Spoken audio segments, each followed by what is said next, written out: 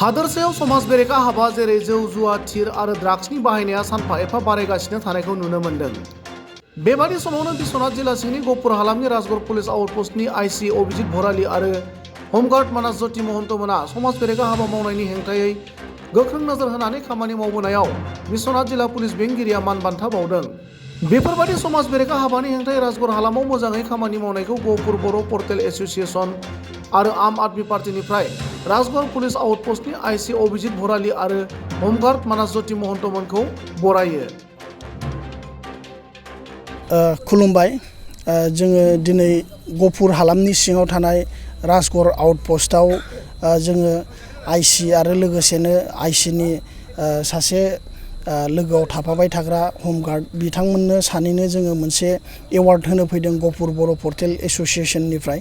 आरो बे गहपुर बर' पर्टेल एस'सिएशननि दैदेननायाव जोङो दिनै सानैनोबो गांफा गांफायै जों एवार्ड होनाय जादों। मानोना बिथांमोनहा जोंनि गहपुर हालामनि थाखाय एबा जोंनि ओनसोलनि थाखाय मोजां हाबाफारिफोर मावगासिनो दङ। जेरैहाय गान्जा हमनाय, ड्राग्स हमनाय बायदि हाबाफारिफोरखौ बिथांमोनहा मावगासिनो दङ।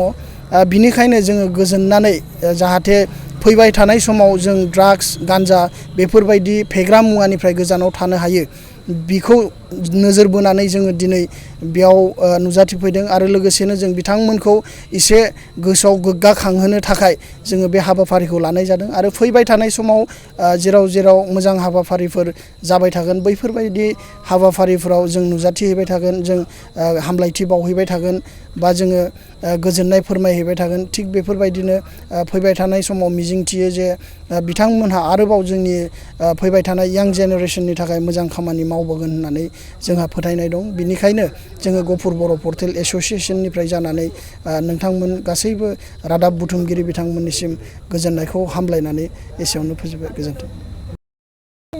আপোনালোকৰ এই মাধ্যমেৰে মই আজি আপোনালোকক এই বাৰ্তাটো দি বহুতেই সুখী হৈছোঁ যে যোৱা 1 তাৰিখে যেনেকৈ আমাৰ বিশ্বনাথ ডিষ্ট্ৰিক্ট অধ্যক্ষৰ বা SP অফিচৰ পৰা যেটো বঁটা লাভ কৰিলে, যেনেকৈ কষ্ট কৰি পেলাই সমাজ সেৱা কৰি আছে, যেনেকৈ আমাৰ ইয়াত উত্তৰ অঞ্চল যে সীমাৱৰ্তী এলেকাত যেনেকৈ ল'ৰা ছোৱালীবিলাকে যি ধৰণে কামত লিপ্ত হৈ আছে তাক ৰক্ষণাবেক্ষণ দিবৰ কাৰণে যেনেকৈ কষ্ট কৰি যি বঁটাটো পাবলৈ সক্ষম হৈছে, তাৰ কাৰণে আমি অভিনন্দন জনাবৰ কাৰণে আজি এই ৰাজগড় আউটপোষ্টত উপস্থিত হৈ আমাৰ যি ব্যক্তিসকলে এইটো সক্ষম হৈছে পাবলৈ, তেওঁসকলক আমি সন্মান জনাবৰ কাৰণে আহিলোঁ।